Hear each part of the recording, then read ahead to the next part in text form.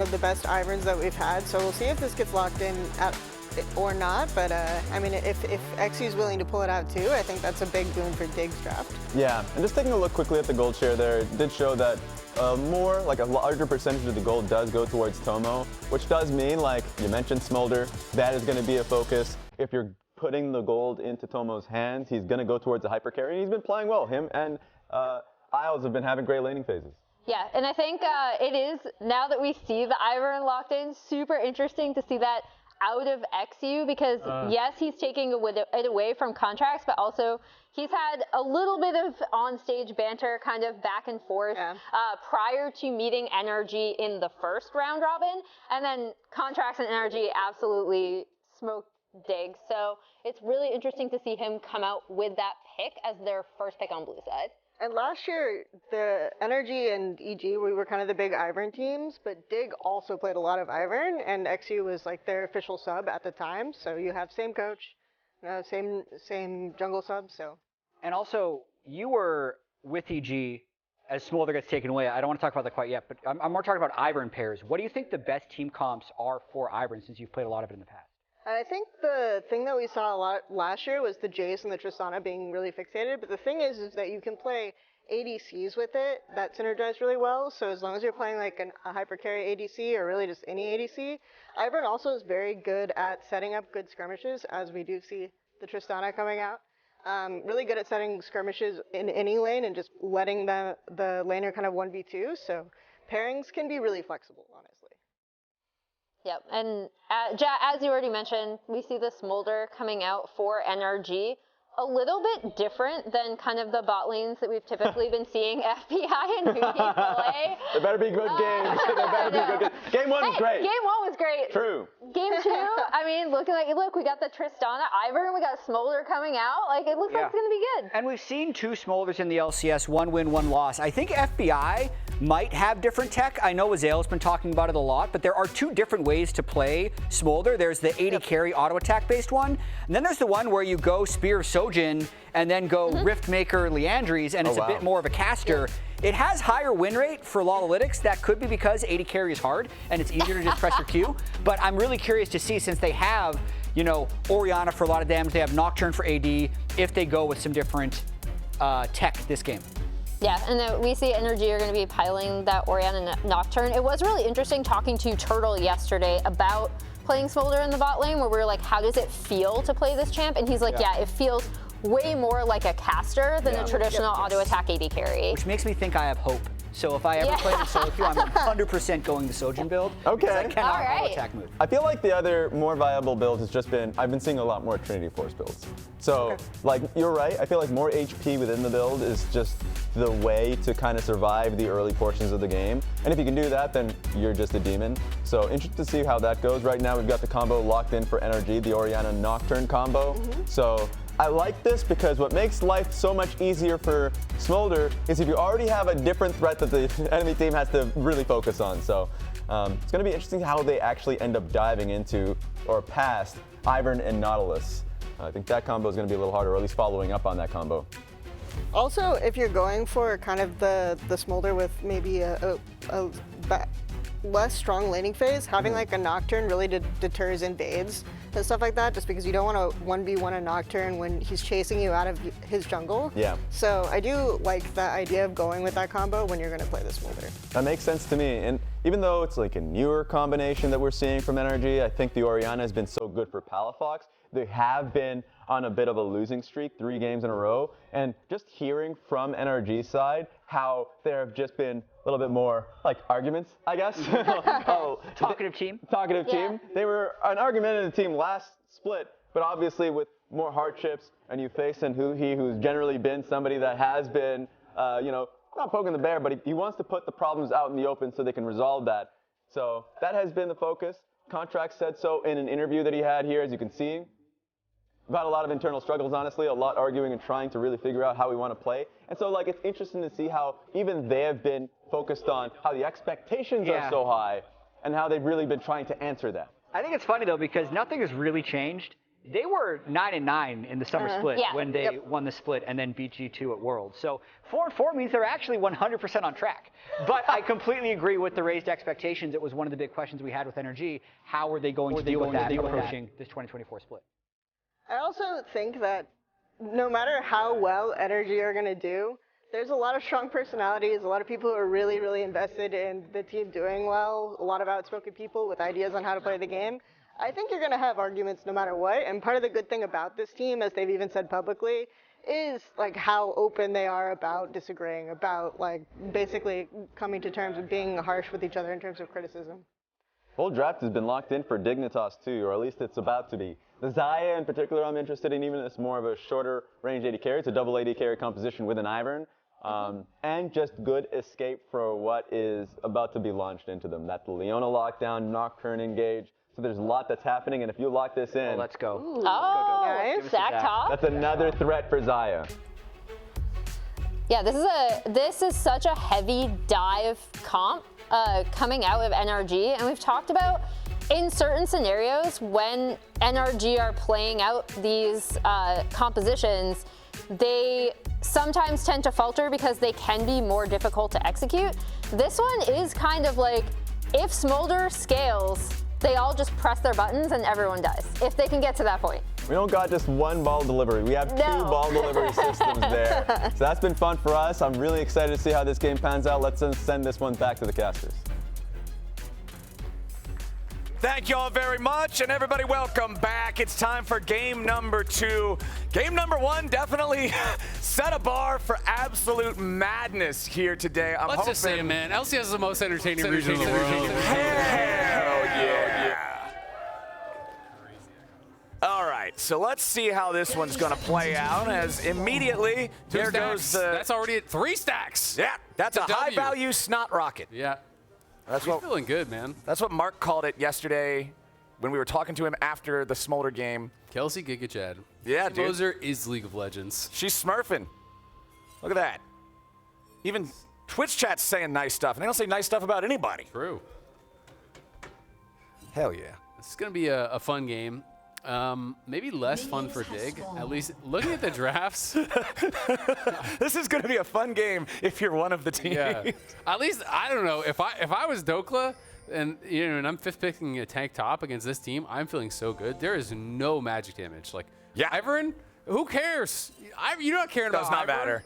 You're going to have so much armor here on Dhokla. This guy is going to be almost invincible. You have really good backline access. You have very good scaling and wave clear between Orianna and Smolder, so you can make the game go late very easily if you want to play a passive game, to where you can get to that point where all the armor is going to be stacked up and you have these really powerful combos. I am also just so interested to see what is FBI going to be playing. He's playing Fleet, which I'm a big fan of. Okay. I think Comet is actually pretty overrated. You know, in some of these lanes that are difficult, Fleet really helps you get through that early laning phase. And I want to see if he is finally going to do that Shojin build. I think that the Shojin Riftmaker Leandry's build, even into a 4th item as a tank item, is ridiculously powerful. It's so much about the spells on this character. You really can very rarely stand in auto non-stop. It is so hard to do because you're very short range, and if you go for those standard ADC builds, you are so squishy that any mispositioning, you'll instantly die. So I'm really kind of waiting for that evolution. Maybe we won't get it, maybe we will, but definitely going to be interested to see what FBI does cook up here. And I think they have a really good draft to play Smolder with. Yeah, I feel like the draft just in general, what you were talking about, I mean, you've got Leona, you've got Zach, you've got 2 very, very tanky champions against a team with double AD carry damage threat. I mean, played at Steel Caps and Randuins, you get that as Zach, how are you dying? Unless you're just, randomly out of position 1v5. And high key, I mean, I don't know. I'm not going to talk about it much more than this if we don't see it, but with the Smolder build that I'm talking about, you can even go things like Iceborne. Oh, okay. Incredibly tanky. Koenig fits in as well. And we're going to have to track how quickly FBI can stack up these passive stacks, as Palafox just kind of standing and fighting into Dove pretty effectively there. Did a good job trading back, but it's already up to 13 stacks. We had some pretty slow stacking games, especially the one from Masu. It took him like 24 minutes or something like that, maybe even later.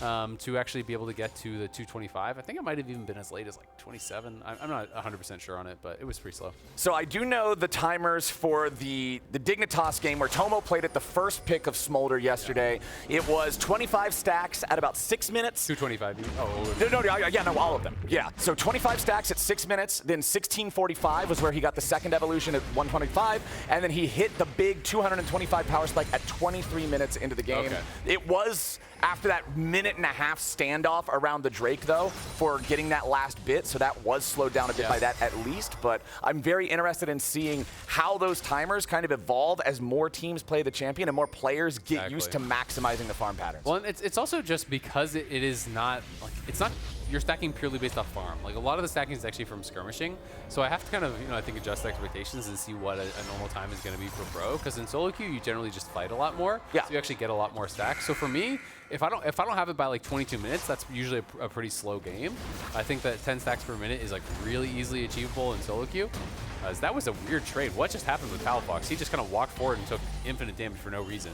Yeah, he's not feeling too great about that. Was that like a misclick? That was bizarre. Yeah, I'm not 100% sure what exactly TP too was going on. Yeah, he definitely does not want to be in that situation, but hey, now Dignitas can kind of smell the blood in the water. Huhi also rotating over here just to be able to respond to anything they might try to do with Palafox being chunked down like this. He's at least been able to regenerate some HP thanks to the refillable. Still at only about half though, as Dove is going to work down these last couple of minions. Yeah, and the problem is now because he took that really bad trade, he has to base on a non-cannon wave. So he's going to lose at least one full wave for this base, and maybe even some turret damage. If Dove wants to get greedy, he could stay around and actually get some turret damage down, but I think it's actually smarter to just base and not lose tempo here.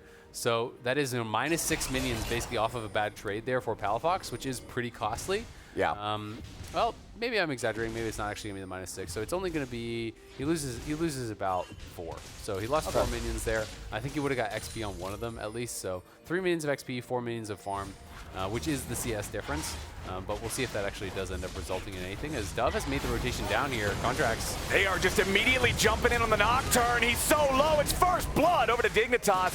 Dove's getting paid, and this is exactly what Dig needs. They have to be ahead of the game because of the composition difference, and they're off to the races at the start. Yeah, that's a really nice move there from Dove.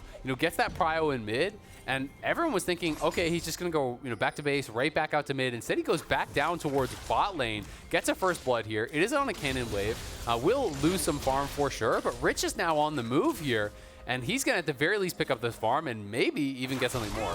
Palafox gets caught by the root caller. Rich going right back in there for him with the Pathmaker, goes all out. Doesn't get a lot of distance, but doesn't really need it, or does he? Oh my God, no way. No way, Palafox is just going to walk this one off. Rich has some footwork, and there it is. The last one of the Tomo strikes is Huhi. Very, very low, but Isles is even lower. It's 1 kill going over to NRG as the support barely lives. Huhi has done this so many times now, man. Yeah, this is actually crazy. Able to just kind of limp out of there. Well, look at FBI, already up to 38 stacks here. Not even 7 minutes in. Now, he is stacking very quickly. This is going to be at least 1 plate going over to Dove, if not more. Nicely done. Palafox making his way back. Should be able to stop this before that second one gets knocked over. Not enough minions for Dove to really keep that pressure on too much further. All right. That's cool. Works out well enough. Let's take another look at the replay here of what happened to Palafox in the mid lane as he was trying to shove up and at least get something back for Dove's rotation to kill Contractz, but no sir, eXyu and Rich were on it. Yeah, tries to go for a little sidestep there. eXyu does end up catching him with that Q anyway, and then Rich, nice buffer on the W, was kind of just pointing it the way that Palafox would be going, is eventually able to chase him down, and then back over towards bot lane. Hex flash in there from Huhi, the W to follow it up with the eXyu. And Contractz just straight up lane gank here, pre-6 on the Nocturne. Not something you would expect, a level 3. I think he was even level 3 and then leveled up as he came in lane, but maybe he was level 4. Either way, just straight up lane ganks makes it work. And getting those fights down for FBI is really, really good here. It is Dignitas on the Dragon, but FBI at 46 stacks is going relatively quickly in these early minutes. All right, the Drake with Isles and eXyu already there, with Dove rotating down, Palafox going for a recall. NRG's not in any sort of a spot to be able to contest this. So, all right, first objective goes over to Dig. We have to talk a little bit about NRG. You know, this team had a pretty hot start. You know, expectations were that they were going to have actually a slow start. Then they came out the gates, looked really, really good. But these last 3 games, it has been 3 straight losses for them. And they have been kind of having some of those struggles that I think people thought they might have had earlier. And now they're running into them. So they're going to have to really do some kind of problem solving and figure out, you know, how do they want to play this game? You know, there has been discussions. We saw the quote from Contractz earlier about, you know, Huhi comes in, you know, he's kind of leader of his team on Golden Guardians. He has one very clear view on how he wants to play the game. The rest of the team obviously had a bit of a different view. And so they're trying to really kind of figure out, how do we want to play the game? What is going to be our goal in these games? And how to make that work? Well, Dhokla immediately popping the flash, recognizing that he cannot be forced under the turret by the Ksante or there's no way out. But now he's still stuck in the 1v1. Rich with the all-out, doing plenty of damage to him. Dhokla knows that you don't really win this as a tank against Ksante. You're just going to have to wait until that ulti fades. And so Rich's timer will run out very swiftly as eXyu ready to make another entry, this time into the top lane, but Dhokla's just going to fall back to the turret before it can happen. Yeah, Rich is doing a really good job, though. I mean, he's going to be slightly behind on farm, but he made that roam towards mid lane and got a kill for it, so going to be feeling good about it. Zach, you know, you're not going to be taking Ksante down during his all-out in a straight 100-0 fight, but what Zach can do is, A, he has no mana cost, so you can kind of wear people down, and you have so much sustain in the kit when you're constantly hitting these abilities on the wave that allows you to slowly grind down your opponents and win out lanes in that way. The amount of sustain this guy has is just ridiculous, and you can go for some of these kind of like AP hybrid builds, which can be quite strong. I don't think this is the game for it when there's, you know, so much physical damage on the other side. I think you should just go full tank. Right. But Zach is incredibly powerful these days as solo lane, both mid and top. He's solid in jungle as well. You can even play him support, so like I think it is definitely one of the strongest champions in the game right now. Very, very strong stuff. Still about a 700 gold lead for Dignitas. That's been the story of things here for the past few minutes. The Grubs are still alive on the map. You can see at the top there, the only neutral objective taken so far this game was just that single elemental Drake. Very low Grub priority for both teams. Yeah, no one has really been playing towards it whatsoever. Maybe just feeling like, hey, we need to be playing around bot lane, covering around bot lane. But it is going to be Rich up on that top side. Takes one play, almost gets a second, so he has been doing really good up here. You can see first major item now completed for Dove. He got that first blood, so do get the acceleration. One grub going to be taken here by eXyu, but Ivern does not take the grubs very well whatsoever, so it's just going to take the one and kind of just walk away. Yep.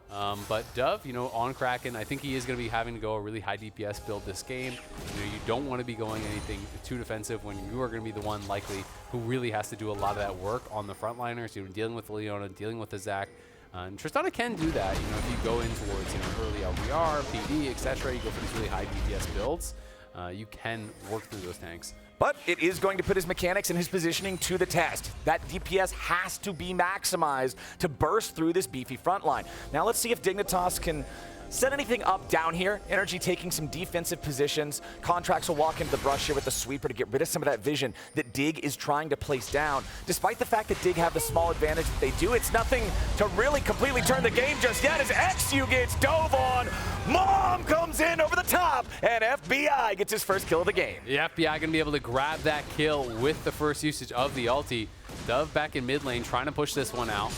And it is, in fact, going to be that just kind of more standard build of the Essence Reaver coming through here for FBI. So everyone so far is just playing that standard build. And it may just be that that is the only build that really ends up coming out in pro.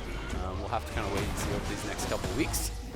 But to talk a little bit about eXyu and the journey that this guy has had, it's been pretty interesting because I think that the expectations were so low for him. You know, this is a player that really, I think, especially because of the cast of other junglers in the league, people thought was going to be really struggling, right? Like, there's so many good junglers in the LCS. He came up through collegiate into amateur, you know, with Cloud9, and then has been playing for Dignitas for a while now. You know, spent a lot of time with the Dignitas coaches as well, being able to watch the LCS games, talk through the situations last year, being able to kind of understand how they felt the jungler should be playing in all different situations. And I think it's kind of given him a bit of a leg up because it feels like he really has looked way stronger than people were expecting. He's looked more confident, you know, even when things are going wrong. I feel like he still stays aggressive and is able to kind of look for those game-winning plays. Yeah, and when you look at it, I mean, think about Contractz. This guy has been a huge reason for NRG's success. Hold on now. FBI and Huhi trying to work together for the 2v1 against Tomo here, but a nice use of the Xayah ulti gets Tomo away. Has to pop the cleanse as the solar flare comes down to escape back into the safety of Isles and eXyu. But no, what I was going to say is NRG, a big part of this team's surge to the top, a part of their championship run last year, was off of Contractz just really smurfing in the jungle. And this is a player who didn't start off at the top of the table himself, as Huhi now getting engaged on with the ulti over the top from FBI. Not enough damage to kill anybody away, as there's eXyu picking up the first kill of the fight. Now Rich is teleported in as Palafox has to try to get away. He flashes out, but he's flashing right back into the waiting arms of Dove. The Tristana is running and gunning him down. Dignitas, a 4-2 game, and now they're looking to take Drake number 2. Yeah, and they're going to be able to get it. Dignitas really looking strong in these early stages. I love what NRG have drafted, but they've just been getting straight up outplayed in the early stages. Dove has been kind of dominating in the mid lane, which is pretty unexpected. Made that roam down towards bot, off of Palafox, taking what was just a horrible trade. Not even really a trade, he was just kind of getting beat up and not doing any damage back, but ends up having to take a weird base. That gives Dove prio. He moves down to bot, gets first blood off that, gets another kill here, has been pushing in, has taken multiple plates, and they are setting themselves up for success as Huhi was moving over into the river. This was warded out. He gets nailed on the binding there by eXyu. The ulti is placed pretty darn well here from FBI as they're trying to go forward, trying to take down Tomo, but with Ivern behind him, you need an overwhelming amount of damage to be able to actually kill him off. Then Palafox arrives, and Dove is just there waiting for him. Yeah. Steps forward, gets an easy kill, gets some more damage down on the turret board. Back to live. Dove trying to get away as Palafox, Contractz, and Huhi all find the Tristana, and Contractz collects the bounty. Now eXyu and Isles are trying to buy enough time for Tomo to jump in, as Huhi's got to be careful. He's here on the front line, but it's a 4-man play coming out from Dig. Isles is ready to lock down Palafox too, and now you got Rich going all out. Palafox can't get away just yet. One more hit will do it. And even a play that starts off with a pick on the fed Tristana still goes the way of Dignitas. Yeah, it goes the way of Dignitas once again here. FBI, he is not with the team. It's just Palafox. So with the ulti down on Nocturne, with Palafox getting focused, there's not really a lot of pressure coming out from the NRG squad. Rich just goes all out, focuses that one threat that really was remaining, and is able to kill him off. So Dignitas putting themselves into a great spot. They're now nearly 3,000 gold ahead. They're dominating the objective game as well. They have that one grub, they have a tower, they have 2 dragons. And they're looking like they can put themselves into a really strong spot to potentially take this game. We talked about how Ivern's bad at taking grubs, so he just took the one and dipped. That's the only grub that anybody got the whole game, so still ends up working out for him. FBI, 121 stacks. So let's see, still in the jungle, trying to pick up the next few of them. He'll hit that mark around 16.5 minutes or so to have more AoE, be able to stack up the remaining 100 stacks that much quicker. And like you already said, those low 20-minute marks are really what you're hoping for here. Yeah, exactly. And so far, so good. I would say, generally throughout the game, it does ramp up how quickly you're stacking because obviously you get more CDR, which makes it easier and easier to get. He's already at that 125 mark. Hit that about 16 minutes, so that's pretty good. Yeah. What was the timing that? Yesterday's was in the game where Tomo played it. He got 125 at 16:45. Okay. So about 45 seconds faster. Yeah, that's pretty good. And he has the CDR boots. Does have the Essence Reaper as well. But let's talk a little bit more about NRG. Again, they had that hot start, but last year they're so well known for how they performed against top versus bottom teams.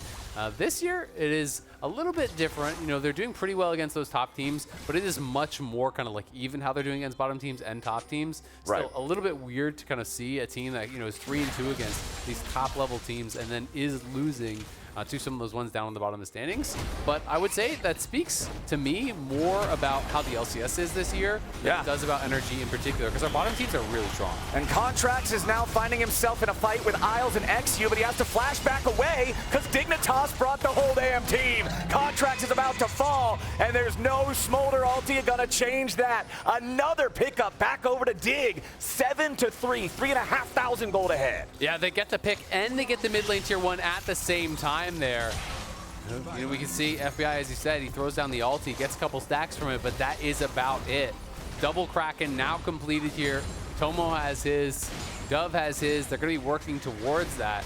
And you can see it is going to be armor stacked up by Dhokla. They're still working towards that kind of advantageous position that I was talking about. But when you're 4,000 gold behind, as they're about to be with this turret going down, the efficiency and the itemization matters so much less. So NRG are really going to have to slow this game down, stall it out, try to get to a point where, say, they're on 2 full item completions, but their opponents don't have their 3rd yet, they just have pieces, and then look to fight around those kind of points in the game where they can really get an advantage out of their builds.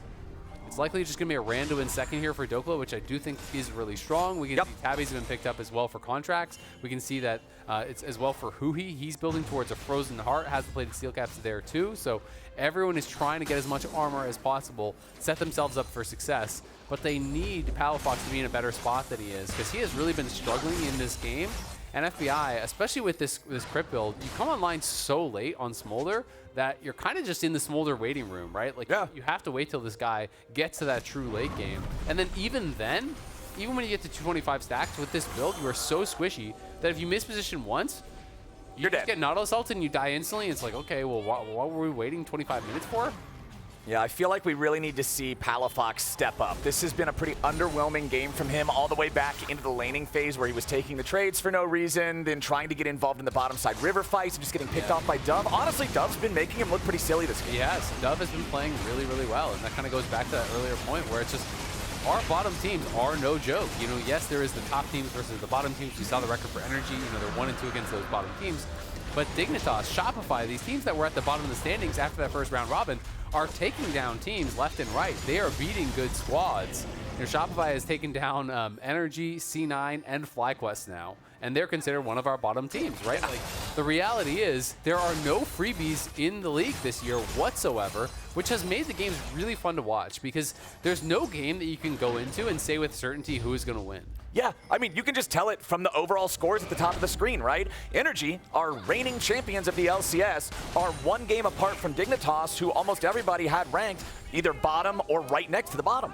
Like, that's an insane amount of parity. Also worth noting that Dignitas is now on that soul point. They just picked it up. It is a Cloud Soul, so tons of bonus power through that extra move speed. We were just talking about this the other day in a game that we were playing. Yeah, people always think about the extra move speed on ulti cast, like the proc, how good that is, but just base 20% move speed in League of Legends is nuts on anybody. Exactly. I mean, there's a reason that people rush tier 2 boots in so many of these matchups. Move speed, I think, also scales with skill better than probably any other stat, because if you are really good at the game, you can utilize move speed. It's not just about chasing down or kiting out, it's about sidestepping abilities, sidestepping skill shots, avoiding these types of things. It really lets you play to the highest degrees, which is honestly one of the biggest reasons. You know, range and move speed to me are the 2 most powerful stats in the game. That's why Xayah has been OP in pro forever, and that's why, you know, we see it dominate, is because when you give players at the highest level the ability to move faster than their opponents and hit them from further than they can, it's like, well, there's not a lot of answering. It's a pretty uninteractive game state for the person on the receiving end of those shots, as we do have the synced up builds for Dove and Tomo, as they both have the Kraken Slayer, both now completing the Navori Quick Blades as the second item, both very, very strong at this juncture. And now I'm interested to see, you know, will they go kind of what's more standard? A lot of people would just go like BT and stuff here, or will they just go LDR? Because I really do think you need to start building towards that armor pen. There's already a lot of armor being built up. I wouldn't be shocked if Contractz even goes towards like a Death Dance or something from here, like something with some armor, to just be able to kind of get that efficiency. And I think you need to start kind of itemizing for that, right? Because if you're getting to 3-4 items and you don't have that armor pen to deal with these frontliners, they are really going to become problematic. The other side of that coin is sometimes people make the argument of like, well, we're just going to fight past them. We're not going to be hitting them. We're going to be looking for targets. But that generally isn't how things work out. So we'll see. As Dignitas moving over here to the Baron, they have double AD carry. They have this Ivern who can kind of help to make this pretty safe to take, you know, with the shields, with Daisy to tank it up. So that is a big threat, and NRG are going to have to be watching for it. Yeah, Moonstone Renewer on the Ivern, Mikhail's as well. This guy's in a great spot to make sure these AD carries can do exactly what they need to do. NRG's still hanging around. Dignitas, they're in the spot where they have to keep this pressure alive, but you also don't just want to give them some goofy freebie, coin flip a Baron for no reason. What do you think is the best strategy for Dignitas right now to do that? I mean, I think it's push out, and I think it's prep for the next dragon, right? Like, Okay. I don't think you need to flip a Baron. I think if NRG are getting lazy, then attempting a 2-man Baron, there's nothing wrong with that because you can maybe sneak one away. But definitely don't take anything too risky. Look to play for this next dragon because if you get Soul there, that is really big. I think that's a massive part of their win condition. So, one thing about that next dragon, it's spawning in about a minute and a half, but if you look at FBI's stacks, 208. He should be able to get, give him everything. He needs those 17 stacks by the time this Drake arrives. Yep, and there they go. They just gave him a couple of those mini Raptors. You know, you can give mini Raptors, you can give mini Krugs. There's lots of ways to optimize there. Obviously, Nocturne still needs farm, so have to keep that in mind. But you can, you know, very easily one-shot the back line with a W and a Q, and he's just prepping these, obviously, so he gets all 6 of those stacks. And maybe going to go up towards Krug, see if he can grab that as well. But it's Dignitas again here on the Baron, trying to force the hand of Energy. Yeah, as soon as they see Energy moving over towards it, they don't hard commit. Smolder still needs 9 more stacks to hit that 225 sweet spot. Energy trying to respond, get ready to answer this Baron. It's down to 7,000 HP. Dignitas are not going to try to burn it here just yet. Control ward from Energy in the backside of the pit. Baron at 5K, who he's going to be engaged on. Smolder ulti over the top. Isles down below half HP as Rich goes all out. And FBI is now on the wrong side of the river. Rich is killed off the Smolder. And Contractz is in the middle of everybody in the worst kind of way. Huhi drops next. Big Dig has absolutely crushed Energy. 5-4-0. They did it, and they made it look easy. Triple kill there for Tomo. 5-for-0, clean ace over by the Baron. FBI gets caught, he gets decimated. And Dignitas are running away with this game. Not only will they get the Baron, not only will they get the tier 2 mid, they're also going to be able to pick up the Soul here as well. You can see Dove is running down towards bot lane. He's stealing away the enemy jungle. Rich is there to do this dragon here on spawn. And this is just almost an insurmountable lead at this point. Man, we were joking around at the start about how this was only going to be fun for Energy. I don't think they're having a lot of fun with plays like these. They are not having a lot of fun in this one whatsoever. We can see it one more time. Huhi stepping forward. They can't really funnel into this corridor because look at the ulti coming out there from the Xayah, setting up the feathers. They can't chase in, but then it's all about Rich. Gets in on FBI. As soon as he gets pulled in, he pops both sums, tries to go over the wall, but you just get burst down instantly. You are so short range with the auto attacks. You are so vulnerable with this style of build, and that is one of the most difficult things about this champion. If you're going to go this style, he gets punished very, very heavily. As soon as he's down, they have really no hope, as Palafox is just way too behind to really make much of a difference in this one. Yeah, we talked about Energy losing the last 3 games in a row. If this one goes how you would expect, that's a 4-game slide for a team that had an incredible performance last summer. Absolutely, and this is a really ugly game. I mean, this is a tough one, I think, you know, for NRG, because it feels like you're going up against one of those kind of expected wins, you know, up against the bottom team. But not only that, they're kind of just losing from the word go. You know, your mid laner's getting blown out. They're not really coordinating well in these team fights. Their setups aren't great. You're losing every objective. Like, everything is kind of just going bad for them. Well done there from Rich. Decides to take the Zach Express all the way back to safety, and considering Energy sent 3 different players into mid lane to stop him, the rest of Dignitas now up here on the top side. Contractz wants to go for the dive, but that's Xayah. It just ain't gonna work. Tomo puts a feather through his heart, and immediately Dhokla gets locked down as he tries to ready the elastic slingshot. Now Rich has made his entrance back into the fight as Huhi's in trouble. Dove jumps over the wall and continues auto-attacking. Dhokla's trying to bounce, but the only place he's bouncing to is straight back into the fountain. Dove keeps going forward, and Palafox has to retreat. Dignitas is taking no prisoners. Dignitas are crushing NRG. Dove just hops in, Buster shots FBI out, the only threat on the team. They knock down the Zac, and they're pushing for the Nexus. There they go. It's a 3v5 for Energy as Rich and the rest of Dignitas keep this push going. First Nexus turret already down. Palafox back onto the stairs of the fountain. Dignitas keeping that push going. Nexus, half HP. Contractz trying to threaten Dove. FBI grabs a kill on Isles, but the game is over. 14-4. Dignitas take it. Massive win here for Dignitas, and with that, they're going to pull even with Energy in the standings. Both of these teams will move to 4 and 5. That is 4 straight losses now, I believe, for Energy. And a couple of wins here for Dignitas. They have been picking up some steam, looking stronger and stronger. They get the win here against NRG. They look really dominant in it as well. This is a 14-4 game with Soul, a Baron, a Grub, and a Nexus in 27 minutes. That's a stomp. It was an absolute destruction of energy, and the mid lane, I am scratching my head at what happened to Palafox this game. I just felt like he never really found his footing. You said that, you know, it was from the